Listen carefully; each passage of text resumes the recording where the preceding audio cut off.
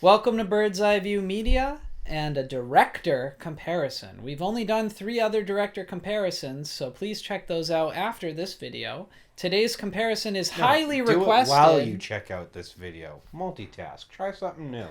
Expand your horizon. This one is highly requested. It's Quentin Tarantino versus Paul Thomas Anderson.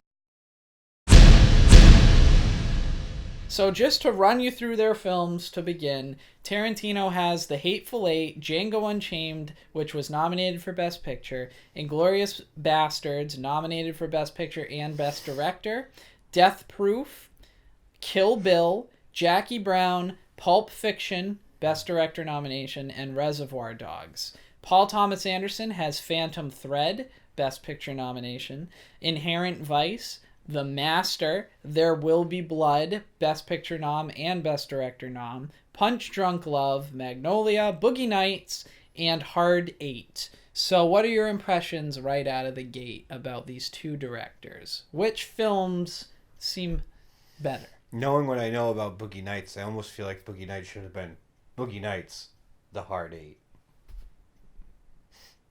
Good one. So, just stylistically, both of these directors are very dialogue heavy. Tarantino loves his long, drawn-out dialogue scenes, especially when it's two of the main characters together. Paul Thomas Anderson uses a lot of dialogue, but he also likes to use long moments of silence. There's a lot of scenes in Paul Thomas Anderson movies, especially Inherent Vice and There Will Be Blood, where the characters are walking in a very certain way and the cinematography is given kind of the main emphasis. And I would also say that Paul Thomas Anderson likes a lot of scenes where they're not necessarily long drawn out, but a short, like, punch you in the face moment. Yeah, he does. Yeah, he does like to do those jarring moments. Like, even, like, just an example, like, brief thing, like Boogie Nights, like that one guy who continuously walks into watching his wife have sex with other people. Like, constantly having the cheating in your face publicly. He's good at a theme. I think Paul Thomas Anderson does theme better than Quentin Tarantino. And when I say that, I'm thinking of Inherent Vice has a very consistent theme to it. The main character lives a very particular hippie type of lifestyle, and it meshes with the conflict. The Master has a very consistent theme. Again, it's all character driven. There Will Be Blood. The main character wants to make money, wants to be successful at any cost. He'll step on people, he'll forsake his son. It's all about him, but that theme stays there just in the way the shots are done. You see his son, get left behind him when he's walking ahead of him. There's a lot of visualization of that. Tarantino has theme, but the dialogue really kind of takes precedence. Character development, it seems to be more important for Tarantino. Paul Thomas Anderson likes to keep theme prevalent. And I would agree. I would say, in my opinion, I'm going to lean more towards Quentin Tarantino because with those in-depth movies, I feel like the characters are always the central part. And I feel like Paul Thomas Anderson spends too much time at times setting the scene. I would agree with you there. Quentin Tarantino sets the characters, and the characters will, if done right, create the scene. And as we all know, because everyone talks about Quentin Tarantino, obviously he sets the scene, he sets the characters right, so the scene's set. I agree with that. I do. So let me build off of that and say pacing. Let's talk about pacing for a minute. Pacing. Paul Thomas Anderson, man, you're a great director, but some of your movies drag hard. Yeah, like what was Boogie Nights? Fucking 3 goddamn hours for a dude who's conflicted about doing porn. The Master is an excellent movie. Excellent movie. But it could have been an hour shorter. There's so much time where there's shots of a character reading something or doing the pacing for the 4th time. We've already seen him do this. We know he does this. There's a lot of wasted time. I get that it's part of the theme, and I get that we want that monotony to kind of transfer, and we feel that. But it's boring. It's boring. Tarantino has long drawn out scenes, but there's a reason for them and they build to something. So it feels paced better. And usually when there's a slow moment in a Tarantino, it actually creates tension for something else. Django's dinner scene, Inglourious Basterds farm scene, those are long scenes, but they build to something. And another thing is with Tarantino, you know there's going to be big violence. You know there's a big climax to every build-up. Which, to a certain extent, can be a hit as well as a pro. I think Kill Bill ruins it. There's too much of it, and it's not built to enough. So Tarantino is not perfectly consistent. He doesn't do it perfectly. But the pacing, overall, keeps me much more invested in his movies. Yeah, that when it comes to Tarantino, when he does falter, he recovers fast enough that I'm willing to play along. Because nobody's perfect.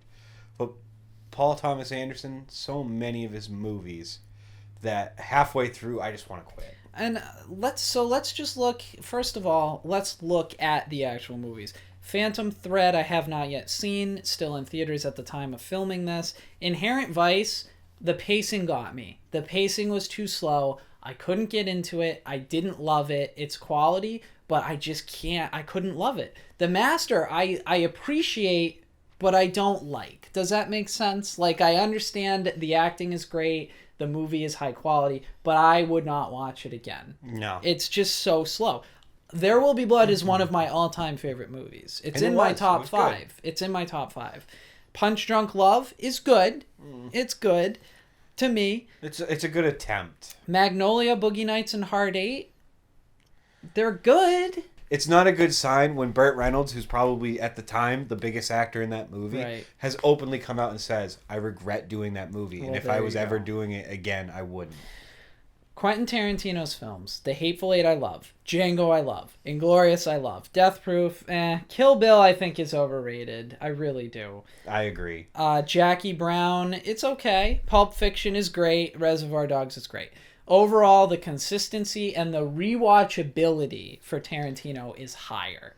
They're just more interesting movies. And I would even just go so far as to say, like, with something like Reservoir Dogs, what makes that impressive is the cast in Reservoir Dogs is not impressive. Right. But the end product was impressive. That is a good difference, and that perfectly segues into the last point I want to talk about. In Paul Thomas Anderson's movies, he casts some of the best actors who have ever lived.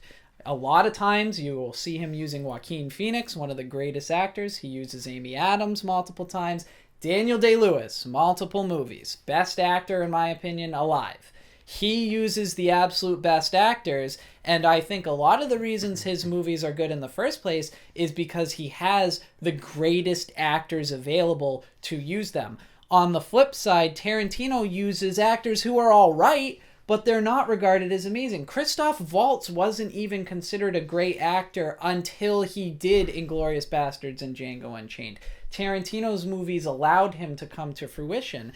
I think Tarantino, given a whole cast of mediocre actors, would make a much better movie than Paul Thomas Anderson would with those same actors. I would agree, because Quentin Tarantino finds the diamond in the rough, and he makes it work. Well, his scripts, he has the advantage of writing almost all the movies that he makes. Paul Thomas Anderson does that as well, but not to the same extent. And that also shows.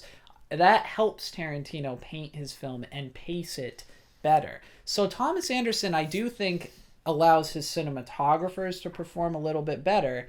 But overall, we're both definitely leaning Tarantino. So I wouldn't even say it's leaning. I think we pulled out of the driveway, went over to Tarantino's house and said, let's fucking party!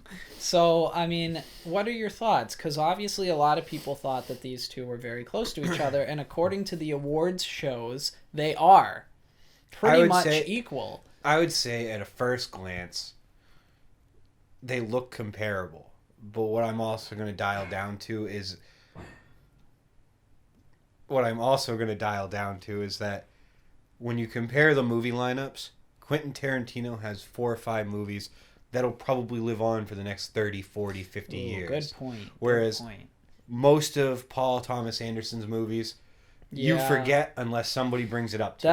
That's a good point right there. I think There Will Be Blood has a chance to live on. But Tarantino, we already know Reservoir and Pulp Fiction have moved on.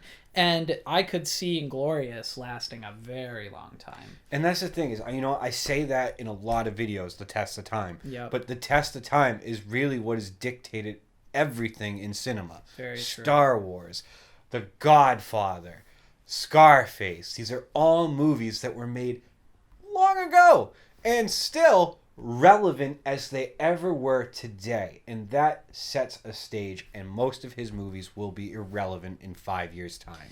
That's harsh, but there might be some truth to that. So what do you guys think? Please let us know in the comments. We'll make a rebuttal to this video if we get a lot of points we missed with Paul Thomas Anderson.